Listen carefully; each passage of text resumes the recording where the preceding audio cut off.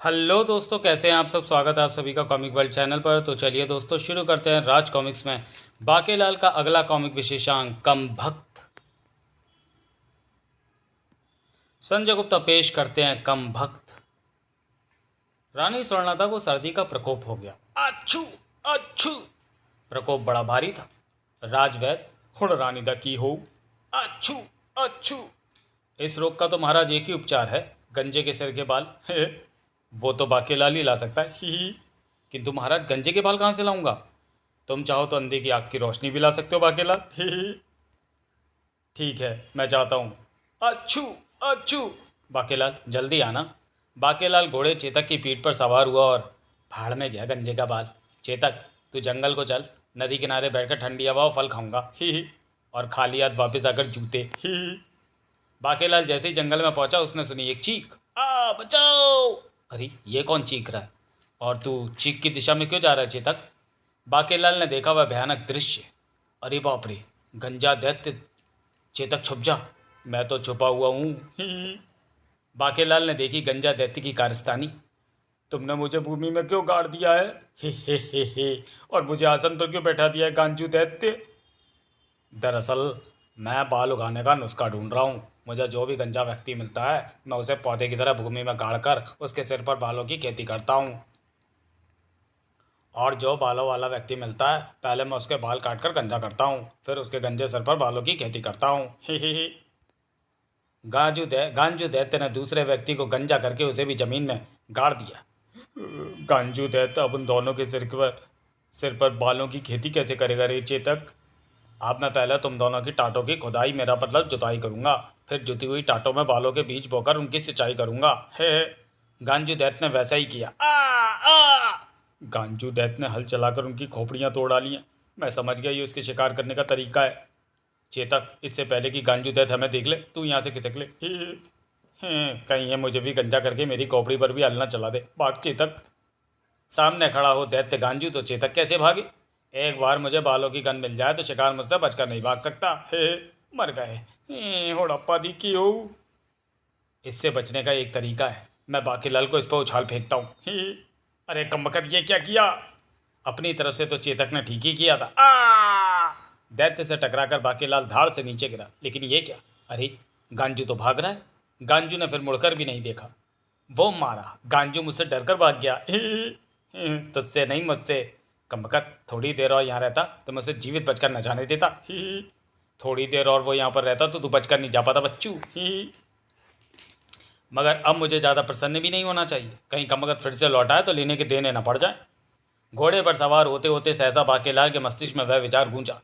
अगर मैं किसी तरह विक्रम सिंह को उस ओर भेज दूं जिस ओर गांजू गया है, तो मुझसे डरा और बौखलाया हुआ गंजू अवश्य देखते ही उस कमबख्त को गंजा करके उसकी खोपड़ी पर हल चला देगा। हाँ हाँ हाँ। ठीक उसी समय स्वर्ग में बादलों की धरती पर, वाह वाह वाह। उस मानव बाकेलाल ने क्या अकल लगाई, अन्यथा वो गांजू के हाथों नहीं बसता। हाँ। और जहाँ पर अकल का काम आता है, वहाँ मेरी आवश्यकता पड़ती है। हाँ। नारायण नारायण, आपने उचित कहा सोच देवता। जहाँ अकल अकल का काम होता है, वहाँ आपकी आवश्यकता पड़ती है, और पड़े भी क्यों ना, आप सोच के देवता जो ठहरे। हे। अरे देवमुनि नारद, आप, मुझे आपके बारे में सोच सोचकर बहुत पीड़ा होती है सोच देवता, और दया भी बहुत आती है। ऐसा क्यों देवमुनि नारद। नारायण नारायण, अब देखिए, आप सोच देवता हैं। प्राणी को बुद्धि का प्रयोग करने के लिए पहले सोचने की आवश्यकता पड़ती है। सोचता प्राणी आपके कारण है, किंतु सारा श्रेय ले जाता है बुद्धि के देवता। आपको कोई पूछता तक नहीं। अब आप ही बतावें, भला संसार में आपके कितने भक्त हैं। ये तो मुझे पता नहीं। क्या कभी किसी भक्त ने आपको पुकारा है। सुना तो नहीं। क्या कभी अपनी आरती का स्वर आपने सुना है। अधिक तो नहीं, इसलिए तो मैं कहता हूँ कि आप कम भक्त हैं। मुनिदेव, आपने मुझे कम भक्त कहा। नारायण नारायण, मैंने आपको कम भक्त नहीं, कम भक्त कहा है। कम भक्त यानी जिसके भक्तों की संख्या कम है, या फिर बिल्कुल नगण्य हैं। ओ, यही कारण है कि आप जैसे देवताओं को निम्न श्रेणी का समझा जाता है, और देवेंद्र की सभा में भी आप जैसे देवताओं को जाने की इजाज़त नहीं होती। ऐसे में हमें क्या करना चाहिए। आप जैसे कम भक्तों को अपनी पहचान बनानी चाहिए। पहचान बनाने के लिए जितने अधिक भक्त होंगे, उतने ही बड़े देवता होने का गौरव आपको भी प्राप्त होगा। भगवान भी अपने भक्तों के कारण ही जाने जाते हैं। तब आप भी भगवान इंद्र के दरबार में जाकर अप्सराओं का नृत्य देख सकेंगे और सुरापान कर सकेंगे। नारायण नारायण। देवमुनि नारद ने बात तो पते की है। ओहो, तभी तो मैं कहूँ कि हमें कोई पुकारता क्यों नहीं। बाकेलाल तब तक चेतक को ऐंड लगा चुका था। जल्दी चल कमबख्त। अभी चेतक 2 कदम ही आगे बढ़ा था कि ठहरो। अरे किसने पुकारा? तुमने मुझे पुकारा, मैंने तुम्हें। हे मैंने आपको कब पुकारा? अभी अभी तो तुमने कहा था कम भक्त, और वो मैं ही हूँ, यानी सोच का देवता जिसके कम भक्त हैं। बाकेलाल, मैं तुम पर अति प्रसन्न हूँ, वर मांगो। हे, किंतु इस समय मैं जल्दी में हूँ, कृपया आप अभी प्रस्थान करें। अरे ये तो ऐंठ कर दिखा रहा है। बाकेलाल, तू मेरा भक्त है, तूने मुझे बुलाया, मैं आया, किंतु अब तेरी इच्छा पूर्ण किए बिना मैं नहीं जाऊँगा। मगर तब तक गांजू दैत्य दूर चला जाएगा और फिर मेरी योजना की टांग टूट जाएगी। ही अगर तू बिना वरदान लिए चला गया तो हो सकता है राह में घोड़े से गिरकर तेरी टांग टूट जाए। बाकेलाल, इसके शब्दों में छुपी चेतावनी को समझ मूर्ख। तू क्या सोच रहा है बाकेलाल? सोच का देवता तो तेरे सामने खड़ा है। आज तू सोच मत, मांग कर, आगे की सोच आगे की। मैं जो योजना बना रहा हूँ, क्या आप उसमें मेरी कोई मदद कर सकते हैं? अपनी योजना तो बता। बाकेलाल अपनी योजना तुरंत सोच देवता को बताता चला गया। योजना सुनने के पश्चात मेरी योजना सुनकर आप हंस क्यों रहे हैं? वो इसलिए बाकेलाल कि तू कितना भोला है। बनना तो तू चाहता है विशालगढ़ का राजा, मगर योजना बना रहा है खोदा पहाड़ निकली चुईया, वो भी मरी हुई। क्या मतलब? बाकेलाल अपना हाथ आगे कर, ये देख, बताइए क्या है? ये तो कोई बाल है। ये कोई मामूली बाल नहीं है, ये गांजू का बाल है बाकेलाल। उसके इस बाल में ही उसकी सारी शक्ति थी। तूने उसका इकलौता बाल तोड़कर उसे शक्तिहीन कर दिया, जिससे वो अपने प्राण बचाकर भाग गया। अब तू जो योजना बना रहा है वो किसी काम की नहीं। ये बाल पकड़, क्योंकि मुझे पता है कि तू वन में गंजे का बाल ढूंढने ही आया था। अब मैं तुझे बताता हूँ कि तू विशालगढ़ का राजा किस प्रकार से बन सकता है। सुन बाकेलाल, उत्तर दिशा में एक राज्य है, बातनगर। बातनगर का राजा है बातोड़ सिंह। उसका नाम बातोड़ सिंह इसलिए है क्योंकि उसे बात देव और तोड़ देव नामक देवताओं का वरदान मिला हुआ है। मेरा वरदान पाकर तू खूब बातें करेगा, मेरा वरदान पाकर तू खूब तोड़ेगा और प्रत्येक युद्ध में जीत प्राप्त करेगा। बात देवता के वरदान के फलस्वरूप राजा बातोड़ सिंह अपने शत्रुओं को वाक युद्ध के लिए आमंत्रित करता है। तेरा मेरा वाक युद्ध आरंभ होता है। मैं कुछ शब्द नहीं बोलूँगा, तुझे उन शब्दों का अर्थ अपने आप ही समझकर मेरी बात का उत्तर देना होगा। बोल, तेरी की मेरी? वाक युद्ध में शायद ही मुझसे पूछना चाहता है कि बोल, जीत तेरी होगी या मेरी? मेरी। बोल, तू या मैं? मैं। शायद ये कहना चाहता है कि राजगद्दी पर कौन बैठेगा, तू या मैं? मैं भी वाक युद्ध में घाघ हूँ। बोल, तेरा होगा या मेरा होगा? मेरा। ये कहना चाहता है कि जीतने के बाद रास्ते तक तेरा होगा या मेरा? मेरा ही होगा। बच्चू, मैं तुझसे वाक युद्ध में नहीं हारने का। मैंने पूछा तेरी की मेरी, तूने कहा मेरी।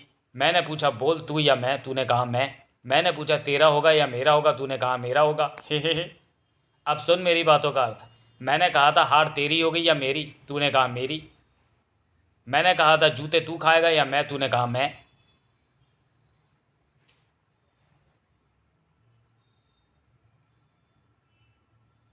तूने कहा था, तूने कहा मैंने कहा था मुंह काला तेरा होगा या मेरा, तूने कहा मेरा।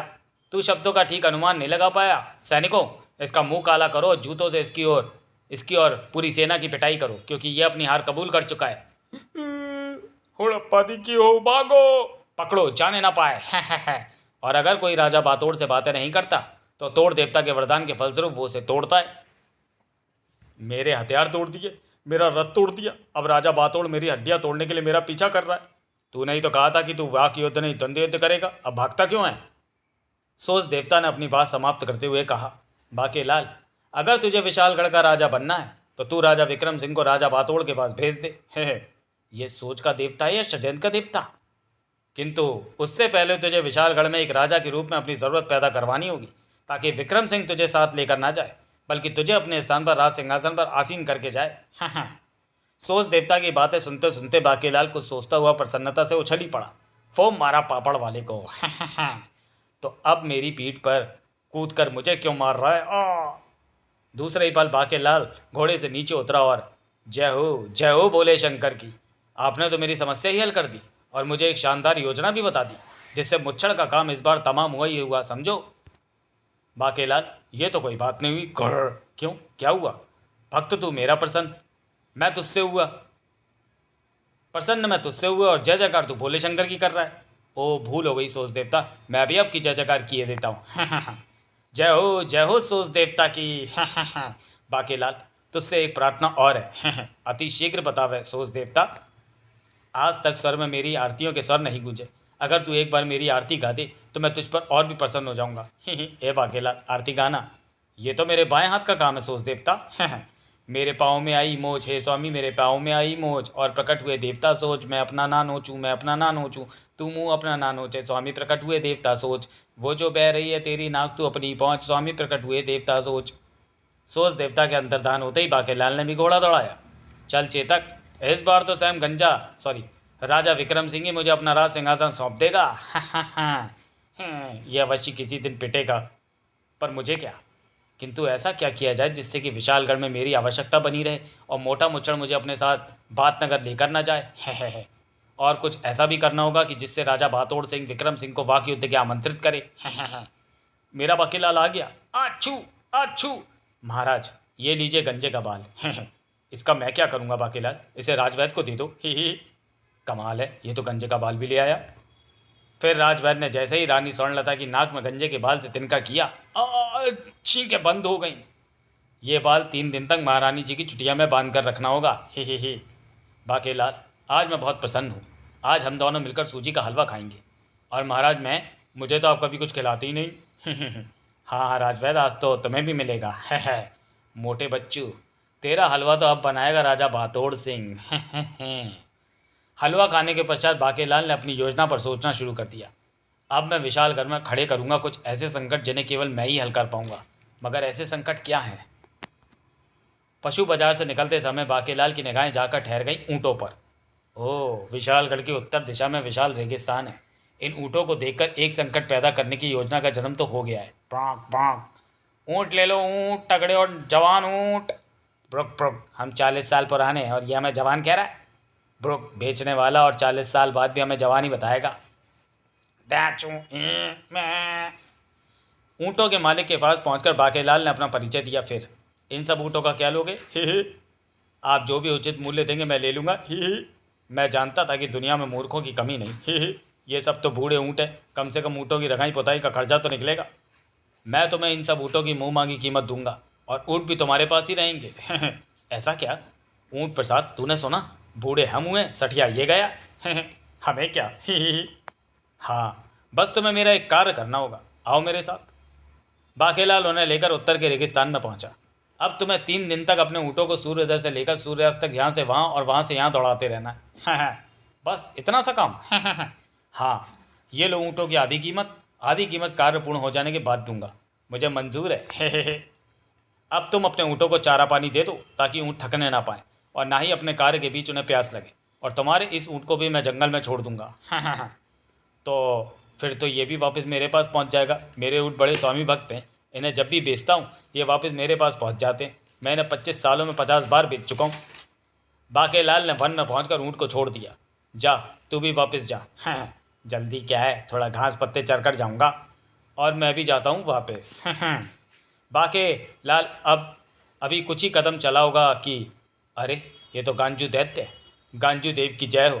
गांजू देव, मेरे बाल इस समय रानी स्वर्णलता की चुटिया से बंधा है। मेरी सारी शक्ति उसी बाल में है। खोपड़ी के बाल के बिना मैं इतना शक्तिहीन हो गया हूँ कि सुबह नित्य कर्म से निपटने के लिए भी जोर नहीं लगा पाया, इसलिए पेट भी साफ नहीं हुआ। गायम चूर्ण से भी फर्क नहीं पड़ा। और तू ही बता कि अप्पा दी क्यों?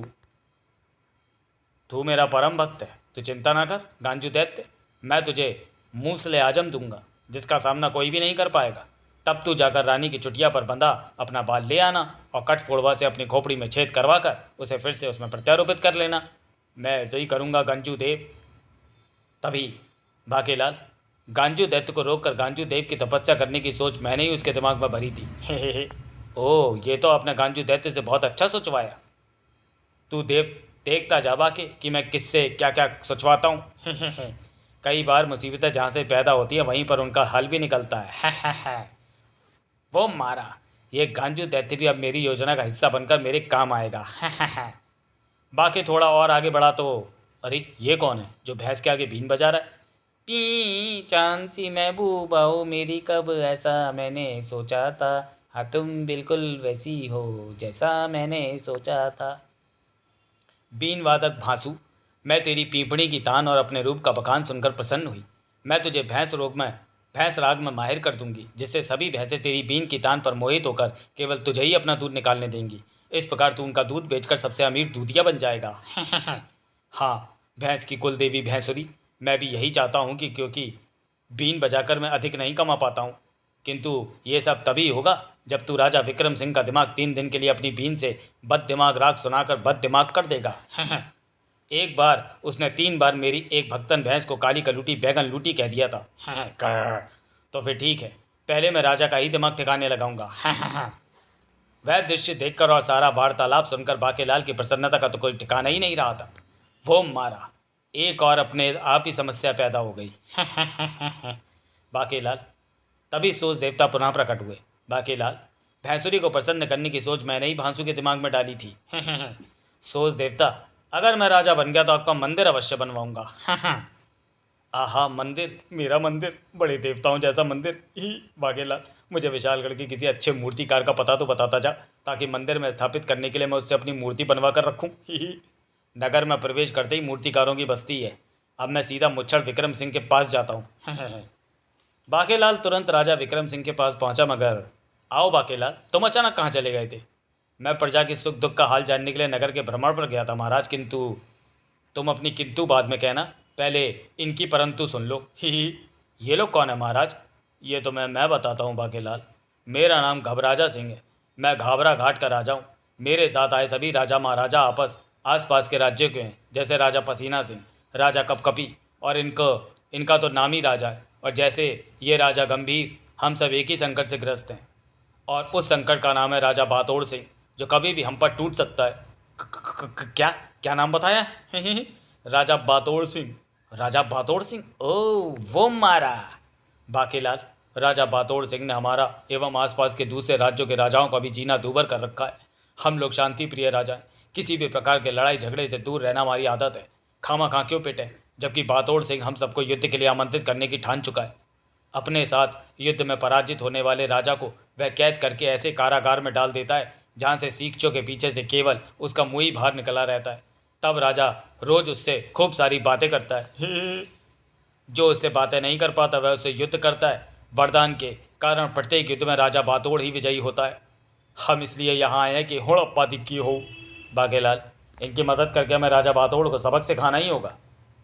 उसका तो एक ही उपाय है महाराज, कि आप बात नगर जाकर उससे वाक युद्ध करें। मैं? किंतु मुझे बोलना कहाँ आता है बाकेलाल? जाना तो आपको ही पड़ेगा महाराज, क्योंकि राजा बातोड़ सिंह ने आपको निमंत्रण भेजा है। झूठा ही सही। मुझे? ओ महाराज, अब अगर संध्या तक आप वहाँ नहीं गए तो वो अपनी सेना लेकर यहीं पर आधमकेगा और फिर वरदान की शक्ति से युद्ध में आपको पराजित कर देगा। जबकि हो सकता है वाक युद्ध में आप उसे परास्त कर दें। ठीक है, अगर ऐसी बात है तो मैं बात नगर जाऊंगा, किंतु मेरे साथ तुम भी चलोगे बाकेला? ठीक है महाराज, जैसी आपकी आज्ञा। किंतु अब तुम अपनी किंतु वाली बात पूरी करो। महाराज, उत्तर के राजा पुत्र ने अपनी विशाल सेना के साथ विशालगढ़ की सीमा पर डेरा डाल दिया है। मैं अभी अभी उसी ओर से आ रहा हूँ। शायद वो विशालगढ़ पर आक्रमण करना चाहता है। तभी सेनापति ने वहाँ पहुँच कर कहा, बाकेलाल का कहना ठीक है महाराज। बाकेलाल के कहने पर जब मैंने गुप्तचरों को उस ओर भेजा तो वहाँ शत्रु सैनिकों के घोड़ों व ऊँटों के पाँव से उड़ी धूल ही धूल थी। ओह, वो धूल उन्हीं ऊँटों के दौड़ने से वायु में फैली होगी। महाराज, इसके अलावा मुझे शंकर भगवान की भविष्यवाणी हुई है कि गांजू दैत्य विशालगढ़ में उत्पात मचाने आने वाला है। गांजू दैत्य?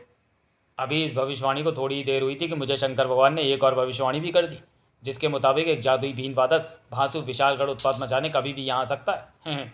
क्या बाकेलाल, विशालगढ़ को इतनी सारी परेशानियों में छोड़कर हम बातनगर कैसे जा सकते हैं? हम नहीं जा सकते महाराज, किंतु आप तो जा ही सकते हैं। बाकेलाल ठीक कह रहा है महाराज, एक साथ इतने सारे संकटों से मिलजुल कर ही निपटा जा सकता है। मेरे विचार में आपको बातनगर जाना चाहिए और राजा बातोड़ को वाक युद्ध में परास्त करना चाहिए। अगर उसने आपके साथ कोई गुस्ताखी की तो फिर हम आकर उसे मजा चखा देंगे। अगर उसे वरदान प्राप्त है तो हमारे बाकेलाल पर भी शंकर भगवान की मेहरबानी है। रही बाकेलाल की बात, तो वो यहीं पर रहेगा और विशालगढ़ की ओर बढ़ने वाले किसी भी संकट में हमारी सहायता करेगा। तो फिर ठीक है, मगर राज सिंहासन को भी तो एक दिन के लिए भी खाली नहीं छोड़ा जा सकता। इसलिए मैं कुछ दिनों तक बाकेलाल को एक राजा के समस्त अधिकार देता हूँ, ताकि बाकेलाल के फैसले को राजा का ही फैसला माना जाए और उस पर पूरा पूरा अमल किया जाए। वो मारा। स्वयं राजा विक्रम सिंह ने ही बाकेलाल का राज्याभिषेक किया। बोलो महाराज बाकेलाल की जय। जब तक सूरज चांद रहेगा राजा बाके का नाम रहेगा। नारा मंत्री, ऐसा नारा क्यों लगवा रहे हो? बाकेलाल केवल 2-4 दिन के लिए तो राजा बना है। सेनापति के बच्चे, तेरे मुंह में कीड़े पड़े हैं। कितनी मुश्किलों से तो ये दिन देखना नसीब हुआ है। अब तुम्हारा राजा विक्रम सिंह वापस नहीं लौटने का। उसे नारे लगाने दे कमबख्त। फिर तुरंत ही राजा विक्रम सिंह ने अपने कुछ सैनिकों के साथ बात नगर की ओर प्रस्थान किया। जब तक सूरज चांद रहेगा मोटा मुच्छड़ मनुष्य विक्रम सिंह राजा बातोड़ की कैद में आराम से रहेगा। राजा विक्रम सिंह के जाते ही, सेनापति तुरंत राज दरबार की कार्रवाई आरंभ करवाओ। किंतु बाकेलाल, ये समय राज दरबार की कार्रवाई का नहीं है। सेनापति, पहली बात तो ये है कि अब मैं राजा हूँ, मुझे बाकेलाल नहीं महाराज कहो। कहीं मैं फिर से बाकेलाल वाली हरकतें ना करने लगूं, मतलब राजा के खिलाफ षड्यंत्र बनाने की। महाराज बाकेलाल ठीक कहते हैं सेनापति। जो आज्ञा महारानी जी। तुमने फिर भूल कर दी सेनापति। जब तक बाकेलाल राजा है तब तक कोई भी रानी जी को भी महारानी नहीं कहेगा, क्योंकि महारानी तो ये विक्रम सिंह जी की हैं। और दूसरी बात ये सेनापति के बच्चे कि मैं नया नया राजा बनाऊँ, मेरी बरसों की इच्छा पूर्ण हुई है। अरे कमबख्त, मुझे कुछ देर तक तो राज सिंहासन पर बैठने का आनंद प्राप्त करने दे, और तू भी इस क्षण का आनंद ले। उसी क्षण वहाँ कमबख्त देवता भी प्रकट हो गए। बाकेलाल, तुमने मुझे याद किया? नहीं तो आप तो पहले भी ज़बरदस्ती आ गए थे। मगर अभी अभी तो तुमने कहा था। अरे कमबख्त, मुझे कुछ देर तक तो राज सिंहासन पर बैठने का आनंद लेने दे, और तू भी इस क्षण का आनंद ले। मैं अपने भक्त की पुकार अनसुनी नहीं कर सकता था, इसलिए तुरंत ही चला आया। तो फिर लगे आ तो तुरंत ही वापस भी चले जाएं। अब आ ही गया हूँ तो जाते जाते मैं तुम्हें यह भी बता दूँ बाकेलाल कि मैंने ही विक्रम सिंह को तुम्हारे राजा बनाने की बात सोचने पर विवश किया था। धन्यवाद। अब आप कृपया कर प्रस्थान करें। महाराज, आप किससे बात कर रहे थे? उससे जिसने मुझे विशालगढ़ पर मंडराने वाले संकटों के प्रति भविष्यवाणी की थी। यानी भगवान शंकर से। जय हो, जय हो। अब दरबार की कार्रवाई आरंभ की जाए। किंतु दरबार की कार्रवाई तो तब प्रारंभ की जाती है जब कोई फरियादी यहाँ पर मौजूद हो या किसी को न्याय दिलाना हो। दरबार की कार्रवाई आरंभ करने के लिए फरियादी का होना कोई आवश्यक नहीं। पहले हम महल की समस्याओं पर ही चर्चा करेंगे। सफाई मंत्री, तुम्हारी कोई समस्या है तो बताओ। जी हाँ महाराज, झाड़ुएँ कब से ख़त्म हो गई हैं, पोछा लगाने के लिए कपड़े भी कई दिनों से नहीं खरीदे हुए हैं। वाह वाह, आहा, राज सिंहासन पर बैठकर कितने महान आनंद की अनुभूति हो रही है। मन करता है बैठा ही रहूं, बैठा ही रहूं, बैठा ही रहूं। सेनापति ने बाकेलाल की अनुभूति में खलल डाला। महाराज, कृपया उन संकटों के विषय में सोचिए जिनके कारण आपको महाराज बनाकर यहाँ राज सिंहासन पर बैठाया गया है। इस कमबख्त का भरोसा नहीं करना चाहिए, शायद इसे मेरा राजा बनना अच्छा नहीं लगा है। ऐसा मत कहो बाकेलाल, मैं कमबख्त अवश्य हूँ, किंतु तुम्हारे राजा बनने की सबसे अधिक प्रसन्नता मुझे ही हुई है। बाकेलाल, तुमने फिर मुझे याद किया तो मैं फिर चला आया। मैंने सोचा मैं भी तुम्हारा वादा याद करा दूँ। कौन सा वादा? वादा तेरा वादा, वादा तेरा वादा, वादे पे तेरे मारा गया, देवता ये सीधा साधा, वादा तेरा वादा, वादा तेरा वादा। क्यों बाकेलाल, मेरी मूर्ति देखकर कुछ स्मरण हुआ? ओ, मंदिर बनवाकर उसमें तुम्हारी मूर्ति स्थापित करने का वादा। मुझे याद है, मंदिर बनवा दूंगा, थोड़ी हवा तो आने दीजिए। बाकेलाल, तुम किससे बातें कर रहे हो? क्या फिर से भगवान? हाँ हाँ, मैंने उनसे उनका एक भव्य मंदिर बनाने का वादा किया था। हम मंदिर वहीं बनाएंगे बाकेलाल जहाँ तुम कहोगे। हे। बाकेलाल, इस बार मैं अपने आप ही आ गया। मैं मूर्ति यहाँ छोड़ना तो भूल ही गया था। ओह, मूर्ति मुझे दे दो। सोच देवता के अंतर्धान होते ही। बाकेलाल, ये मूर्ति भगवान शंकर की तो नहीं लगती? शायद ये पूर्ण रूप से गढ़ी नहीं गई है। हाँ। धार्मिक निर्माण मंत्री, यह मूर्ति महाराज के हाथों से ले लो और तुरंत एक भव्य मंदिर का निर्माण आरंभ कर दो। इस सेनापति की नीयत कुछ ठीक नहीं लग रही, कहीं ये मेरे खिलाफ कोई षड्यंत्र ना रच रहा हो। बाकेलाल दुष्ट, मैं तेरी चाल समझ गया हूँ। तूने महाराज को राजा भातोड़ के पास मरने के लिए भेज दिया और खुद यहाँ राजा बन बैठा। खच, अब तू मेरे हाथों नहीं बचेगा। या ओ खचाक। बाकेलाल जी, क्या हुआ? आप चीख क्यों पड़े, जैसे किसी ने आपको तलवार मार दी हो? वो हाँ, वो मेरी चीख नहीं थी सेनापति, शत्रु की चीख थी। शत्रु की चीख? और तुम्हारे मुंह से बाकेलाल? जी हाँ रानी जी, मेरा मतलब स्वर्णलता जी, वास्तव में मैं देख रहा था कि जब सेनापति गांजू दैत्य को जाकर ललकारेगा और उसके पेट में तलवार घोंपेगा तो उसके मुख से कैसी चीख निकलेगी। सेनापति, तुम समझ गए ना मैं क्या कहना चाहता हूँ? गांजू मुसले आजम से इसकी खोपड़ी अवश्य तोड़ डालेगा। मैं समझ गया महाराज, आप चाहते हैं कि मैं गांजू दैत्य का वध करूं, किंतु महाराज सर्वप्रथम मेरा उत्तर के राजा पुत्र को रोकना आवश्यक है। क्योंकि गांजू दैत्य तो अभी विशालगढ़ में आया ही नहीं है। सेनापति ठीक कहता है बाकेलाल, मेरी भी यही राय है। फिर गांजू दैत्य से निपटने के लिए तुम भी तो हो। महामंत्री भी सेनापति के हाँ में हाँ मिला रहा है। कहीं महामंत्री भी तो सेनापति के साथ नहीं मिल गया? एक राजा के 1000 शत्रु होते हैं बाकेलाल, तुझे फूक फूक कर कदम रखने होंगे। एक दैत्य से लड़ने से अच्छा है कि मैं उत्तर के राजा पुत्र का मुकाबला करूं। सेनापति अपनी सेना लेकर उत्तर के राजा पुत्र से लोहा लेने निकल पड़ा। सेनापति, जीवित वापस मत लौटना, मेरा मतलब कि शत्रु को जीवित छोड़कर मत लौटना। चलो ये भी अच्छा है कि शत्रु रेगिस्तान की ओर है, जहाँ पशुओं की भागम भाग में खूब धूल उड़ेगी, जिसका लाभ उठाकर मैं सैनिकों के पीछे पीछे ही रहूँगा। सेनापति अपनी सेना लेकर गए ही था कि अरे दैत्य दैत्य। दैत्य नहीं गांजू का हो, डरो नहीं, मैं केवल अपना बाल लेने आया हूँ, जो कि तुम लोगों की रानी की चुटिया में गुता हुआ है। तुम लोग तो बस मेरी भूख का इंतजाम कर दो। गांजू दैत्य, मैं तुम्हारे लिए पूरी छोले लाया हूँ। गांजू दैत्य, मैं तुम्हारे लिए फुलके और सब्जी लाया हूँ। गांजू, मैं लाया हूँ फल। मैं लाया हूँ सूखे मेवे। क्या सूखी हुई चीज़ क्यों लाया है? और तुम ये सब क्या फालतू की चीज़ें ले आए? मैं दैत्य हूँ, शाकाहारी भोजन नहीं खाता। हटाओ इसे मेरे आगे से, और कुछ खोपड़ियाँ वोपड़ियाँ लाओ, ताज़ा भेजा लाओ, पीने को रक्त लाओ। मुझे पता है तुम अपने आप नहीं लाओगे, मुझे तुम्हारी खोपड़ियों पर बालों की खेती करनी ही होगी, इसलिए मैं हल भी साथ ही लेकर आया हूँ। नहीं, हमें छोड़ दो। गांजू को भूख लगी थी, वह भला उन्हें क्यों छोड़ता? अपनी भूख मिटाने के पश्चात गांजू दैत्य ने मूसले आसम से उड़ा दिए विशालगढ़ के फाटक के चीथड़े। था ही तुम्हारी रानी कहाँ है? जल्दी बुलाओ। महाराज, बाकेलाल जी को अतिशीघ्र सूचना दो। राजा बाकेलाल सोने के लिए भी अपने कक्ष में नहीं गया था। महाराज जल्दी उठिए, गांजू आ गया। क्यों तंग कर रहे हो? सोने दो, बरसों बाद तो चैन की नींद आई है। अरे बाकेलाल सिंहासन पर ही सो गया? महामंत्री की बड़बड़ाहट बाकेलाल ने ठीक वक्त पर सुन ली थी। जी हाँ महामंत्री जी, दरअसल संकट के इस दौर में मैं नहीं चाहता था कि सिंहासन एक पल के लिए भी रिक्त रहे। किंतु गांजू दैत्य आ गया बाकेलाल। कोई बात नहीं, उसको रानी जी की चुटिया में लपेटा हुआ बाल दे दो, और फिर देखो कमाल। महामंत्री के जाते ही गांजू दैत्य भी वहाँ पहुँचा। कहाँ है तुम्हारी रानी? आओ आओ गांजू दैत्य, तुम्हारा विशालगढ़ में स्वागत है। अरे तुम ही तो मेरा बाल तोड़कर ले गए थे, अब तो मैं तुम्हारी खोपड़ी पर भी बालों की खेती करूँगा।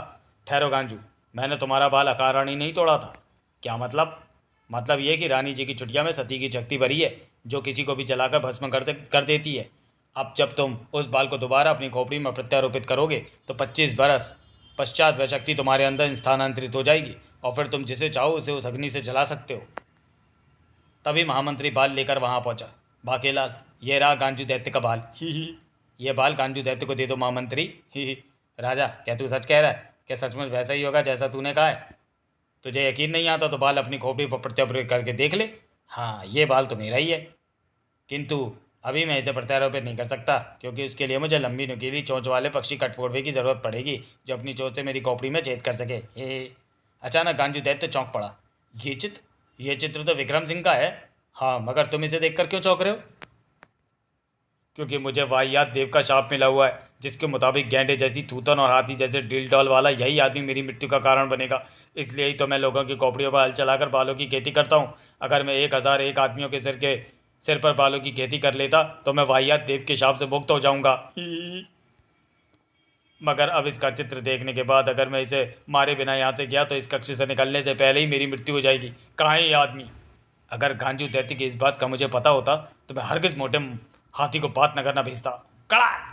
कहाँ है ये आदमी? कहाँ है ये आदमी? तभी, गांजू, ये फंदा तुम्हारे गले में कहाँ से आ गया? टाटू देव के शाप के कारण ऐसा तो तभी होना था जबकि मेरी टाट का बाल मेरे शिकार की स्त्री की चुटिया के साथ गूंद दिया जाता, मगर ये बाल तो रानी की चुटिया में गुथा हुआ था, जो अब फंदा बनकर मेरे गले में लिपटा हुआ है। और यहाँ का राजा तो तू है, फिर ये गड़बड़ कैसे हो रही है? मैं यहाँ का राजा ज़रूर हूँ, मगर वो रानी मेरी नहीं है। ये सब मेरी फूटी किस्मत का प्रकोप है। मुझे बचा लो, तुम कितने अच्छे हो, तुम्हारे पिताजी भी बहुत अच्छे थे। हुड़प्पा खा गो धम। ये तो फांसी लगने से मर गया। ये फांसी मुझे क्यों ना लग गई? बैठे बेटा मोटे की मृत्यु का एक अवसर हाथ से निकल गया। पता नहीं मोटा वहाँ भी अभी तक मरा है, यह कह दूंगा होगा अथवा नहीं। सैनिकों, इसके शव को चीर कौओं के खाने के लिए बाहर रखवा दो। तभी, अंदर कहाँ घुसा जा रहा है? ये मैं अंदर जाकर तुम्हारे राजा को ही बताऊंगा। और अगर मुझे किसी ने रोकने की चेष्टा की तो मैं बीन बजाकर उसे बहरा और पागल कर दूंगा। जब पागल कर देगा तो फिर बहरा करने का क्या फ़ायदा? भांसू बीन बजाता हुआ सीधे राज दरबार में आ पहुंचा। कहीं तुम भांसू तो नहीं? ये तो भांसू ही है। ओ तो तू है राजा विक्रम सिंह जिसने काली भैंस को काली कलूटी बैगन लूटी कहा था कर्र। ता फिर हुण तेरा की हो, क्योंकि अब मैं बीन बजा बजा कर तुझे बददिमाग कर दूंगा हैं। पी ओ सुन के तान बांसुरी वाला बंद हो जाए खुली अकल का ताला हैं। पी बिंदिया चमकेगी चूड़ी कनकेगी विक्रम सिंह तेरी नींद उड़ेते उड़ जाए हैं। पी तुम इतना जो मुस्कुरा रहे हो क्या गड़बड़ है जिसको छुपा रहे हो। पी कमाल है, इस पर तो बददिमाग राग का असर ही नहीं हो रहा। ही मगर मैं भी बहुत बड़ा ढीठ हूँ, जब तक असर पैदा ना कर लूँगा बीन बजाना बंद नहीं करूँगा। ही पी ओ खिलौना जान कर तुम तो मेरा दिल तोड़ जाते हो। पी लकड़ी की काठी जिसकी लाठी उसकी भैंस, भैंस की तुम पर जो मारा हथौड़ा तो दौड़ा दौड़ा घोड़ा दुम दबा कर दौड़ा। वादक हथौड़ा तो भैंस की दुम पर पड़ा है और भाग रहा है दौड़ा घोड़ा। अरे ये तो अपने कपड़े फाड़ने लग पड़ा। महामंत्री ने तुरंत एक सिपाही को भीतर बुलाया। अब तो ये अपने बाल भी नोच रहा है। सिपाही इसे सही स्थान पर ले जाओ। हे पी रोते हुए आते हैं सब, हंसता हुआ जो जाएगा वो इस दुनिया का सबसे बड़ा बददिमाग कहलाएगा। अरे ये तो पागल लगता है, ये तो हमें भी पागल बना देगा। महामंत्री जी संकट टल गया, अब हमें अपने कानों में सुरी निकाल लेनी चाहिए। ही हाँ, मगर केवल 3 दिन के लिए, इसलिए तो मैंने मुच्छड़ को जाने से रोका नहीं। असल उम्र भर का होता तो मैं उसे यहाँ से जाने ही नहीं देता। बाकेलाल अगर हम ऐसा ना करते तो बीन वादक हमें सच में बददिमाग बना देता। तभी सेनापति भी वहाँ पहुँचा। महाराज की जय हो। महाराज हम युद्ध में विजय प्राप्त कर लौट आए। क्या युद्ध में विजय प्राप्त करके? जी हाँ महाराज, शत्रु बहुत बड़ी संख्या में था, मगर आप तो जानते ही हैं कि मैं एक बार कदम आगे बढ़ा दूँ तो फिर जीत प्राप्त किए बिना पीछे नहीं हटता। मेरे पिताजी ने मरते वक्त कहा था कि वीर तुम बड़े चलो, धीर मेरा मतलब धीर तुम बड़े चलो, सामने पहाड़ हो सिंह की दहाड़ हो। इसलिए मैं बढ़ता गया, बढ़ता चला गया। तुम तो काफ़ी घायल भी हो गए हो सेनापति। ये तो बकरे का खून है, पानी से धुल जाएगा। मेरा मतलब है महामंत्री जी की ये तो मामूली जख्म है जो जल्दी ही बढ़ जाएंगे। आप तो जानती हैं कि मुझे ऐसे जख्म खाने की आदत है। मगर वहाँ पर तो कोई सेना नहीं थी ही नहीं, भी केवल ऊँट थे। आए मैं तो सोच रहा था कि ये बात केवल मुझे ही मालूम है। ये आप क्या कह रहे हैं महाराज? आपने ही तो कहा था कि उधर से उत्तर का राजा पुत्र आक्रमण करने वाला है। हाँ कहा था। ओ जल्दी में ये मैं क्या कह गया। वो मैं आपको बाद में बताऊंगा सैनिकों, पहले इस झूठे को ले जाकर कैद में डाल दो। क्या मुझे कैद में? महाराज ये उचित जान नहीं पड़ता। उचित अनुचित का फैसला करना मेरा काम है, ले जाओ इसे। मुझे इसी से अधिक खतरा था, इसकी आंखों में षड्यंत्र दिखाई पड़ रहा था। ये मेरे खिलाफ दूसरा बाकेलाल साबित हो सकता था। ही महामंत्री जी ये सरासर गलत है। महाराज ये सरासर अन्याय है, मैं ये अन्याय बर्दाश्त नहीं करूंगा। तो फिर इसे भी सेनापति के पास ले जाओ। है बाकेलाल तुम अच्छा नहीं कर रहे। सेनापति के पास सारी ताकत महामंत्री के पास ही होती है, उसके बाद मुझे उसी से खतरा था। वैसे भी मुझे इन मंत्रियों व सेनापतियों की ज़रूरत ही क्या है। इतिहास गवाह है कि यही लोग राजा का तख्ता पलटने की चेष्टाएं करते हैं। महाराज आपने सेनापति और महामंत्री को कैद में डाल दिया, उन्हें तुरंत कैद मुक्त कर किया जाए, अन्यथा अच्छा ना होगा। हाँ तुम्हारे लिए। राजा बनते ही बाकेलाल पागल हो गया है, वो चाहता है कि उसे रोकने या टोकने वाला कोई ना हो, इसलिए उसने हम सबको कैद में डाल दिया है। कहीं हमारे महाराज को बातोड़ के पास भेजने में भी उसकी कोई चाल तो नहीं थी। इधर उसी समय महाराज आपसे कोई मिलने आया है, उसे भीतर ले आओ। ही लाने की ज़रूरत नहीं, मैं खुद ही आ गया। ये तो लंबडीग है जो अपने महीनों व बरसों लंबी कविताएं सुना सुना कर लोगों को बहरा कर देता है। कुछ तो पागल हो गए, कुछ चल भी बसे। जंगल में जहाँ ये रहता है वहाँ तो पेड़ पौधे भी इसकी कविताएं सुनकर मुरझा चुके हैं। बांकेलाल जैसे ही मुझे पता लगा कि तुम राजा बन गए हो तो मैं अपनी कविताएं लेकर आ गया। हाँ प्रसन्नता के इस अवसर पर काव्य संध्या का आयोजन तो होना ही चाहिए, मगर तुम्हारे आने का कोई फ़ायदा नहीं हुआ। मैं बहरा हो गया हूँ। मुझे पता है, मुझे देखकर अक्सर लोग ऐसी शिकायत करते हैं, मगर मेरी कविताएं सुनकर ठीक हो जाते हैं। ये क्या कर रहे हो? बैलगाड़ी का पहिया क्यों खराब कर रहे हो? बाकेलाल ये पहिया नहीं है, मेरी 10 बरस लंबी कविता है, ऐसे पहिया कहकर मेरी कविता की तौहीन मत करो। मगर यहाँ बाकी कोई दिखाई क्यों नहीं पड़ रहा? क्या सारी कविता तुम अकेले ही सुनोगे? खैर मुझे कोई आपत्ति नहीं है। बाकेलाल लो सुनो, इस कविता का शीर्षक है गधा जो कभी गैंडा था। एक था गधा, उसका दिमाग था आधा, मगर वो था ताकत में ज़्यादा। अब तो कविता शुरू हो चुकी है बाके। ऐसे बीच में उठने वाले लोगों को मैंने कानों में रुई डालकर वापस लौटते हुए कई बार पकड़ा, इसलिए कविता शुरू होने के बाद अब मैं किसी को कहीं भी जाने नहीं देता। तो मैं कह रहा था कि एक था गधा, उसका दिमाग था आधा, मगर वो ताकत में था ज़्यादा। बेड़ा गर्क। गधा था बिल्कुल सीधा साधा। एक थी गैंडी, गैंडी का था एक पति, वो था गैंडा। अब गैंडी का पति गैंडा ही होगा ना। कोई हाथी तो होगा नहीं, हाथी उसका साथी तो होगा नहीं। सूर्योदय के साथ ही सारा जंगल जाग गया था। गैंडी ने देखा उसका गैंडा भाग गया था, मगर उसको दस्त लगे हुए थे। भाग कर कहाँ जाएगा, जाएगा कहाँ? जहाँ जाएगा पकड़ा जाएगा, नीत को कहाँ छुपाएगा? इधर कैद खाने में सेनापति जी महल में लंबडीक घुसाया है। क्या? जल्दी से अंदर आकर ताला लगा दो। लंबडीक की कविता जारी थी। गैंडी रीत का पीछा करते हुए खींच गई, आखिरकार गधे तक पहुंचकर प्रसन्न हो गई। हैं स्वामी गैंडे जी महाराज, क्या ऐसा भी नहीं होता कि गैंडा बन जाए खोता? वो तो ठीक है, मगर तुमने कैसे मुझे पहचाना? वह बोली, गधा तो है, गधा होता, उसकी नाक पर सींग नहीं होता। तुमने है गधे की खाल पहनी, वो देखो देखो देखो झुकी टहनी। मैंने खाल देखकर तुम्हें है पाया, तुमने अपनी थूथने के सींग को ही छुपाया। अरे ये क्या? इसकी कविता सुनकर खंबे धराशायी होने लगे। उसी समय बातोड़ नगर के कारागार में, अरे महाराज विक्रम सिंह जी, आप क्या, आपको भी उस शैतान ने अपनी बातों के जाल में फंसाकर कैद कर लिया? हाँ, क्योंकि उसे तो बातों और युद्ध में विजयी रहने का वरदान मिला हुआ है। ऐसे तो ये पूरे संसार के राजाओं को लाकर यहाँ बंदी बना लेगा, और एक दिन इसकी बातें सुन सुनकर हम सब पागल हो जाएंगे। तो फिर राजा बातोड़ को पराजित कौन करेगा? बाकेलाल चुप नहीं बैठेगा।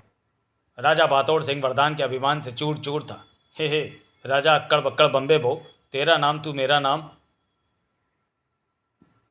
मैं, बोल कौन पागल? तू। पर तू तो तेरा नाम है, इसका मतलब तू पागल है। सैनिकों, इसे पागल खाने ले जाओ। नहीं, अगर मैं उत्तर में कहता तो अभी ये कहता कि तू पागल है, तो चल पागल खाने। तभी राज दरबारी ने आकर सूचना दी, महाराज बिन बुलाए एक फंस रहा है। ओह, कौन है वो? उसे शीघ्र यहाँ भेजो। अरे ये तो बैलगाड़ी सहित आ गया। बाकेलाल, मुझे सैर कराने के बहाने तू कहाँ ले आया? राजा बातोड़ के पास। इसे कविताएं सुनने का बेहद शौक है। महाराज इसका नाम लमडींग है, यह आपसे वाक युद्ध करेगा। महाराज इसकी शर्त यही है कि इस युद्ध का गर्जित श्री गणेश लमडींग अपनी कविता से ही करेगा। ठीक है, बाद में जीत तो मेरी ही होगी। इसकी कविता सुनकर थोड़ा मनोरंजन कर लेता हूँ, मगर ज़रा ठहरो, मैं अपने सभी मंत्रियों व दरबारियों को भी बुला लूँ। बच्चू, तुझे पता नहीं कि यह लंबडीक चीज़ क्या है? लंबडीक सामने लगी श्रोताओं की भीड़ देखकर गदगद उठा। इसकी कविताएं सुनकर राजमहल तो ढह ही जाता। ठीक समय पर मेरे दिमाग ने इससे छुटकारे का उपाय सोचा और मैं इसे खुद यहाँ लेकर आ गया, ताकि कहीं ये वापस ना आ जाए। अच्छा लमडीक, मैं देख कर आता हूँ कि कहीं कोई छूट तो नहीं गया। लमडीक, अब अपनी कविता सुनाओ। तो पहले मैं अपनी छोटी 5 बरस लंबी कविता पढ़ना आरंभ करता हूँ। ये कविता है कविता की बाप। इसके साथ जुड़ा हुआ एक शाम। कविता खत्म होने से पहले जो बीच में उठकर जाएगा वो अंधा, लंगड़ा, लूला, हकला और काना हो जाएगा। कानों में रोई या उंगली डालता हुआ अगर कोई पाया जाएगा तो वो मेरे लंबे हाथों से गाल पर थप्पड़ खाएगा। तलाक! बाकेलाल चेतक को साथ लेकर ही गया था। वह मारा, कमबख्त लमडीक से छुटकारा मिल गया। किंतु जब बाकेलाल महल पहुंचा, अरे ये तो मुच्छड़ है, ये वापस कैसे आ गया? और आते ही सिंहासन पर भी बैठ गया और सभी मंत्रियों के साथ सेनापति को कैद मुक्त भी कर दिया। मेरा प्यारा बाकेलाल आ गया। बाकेलाल, हमें क्षमा कर दो।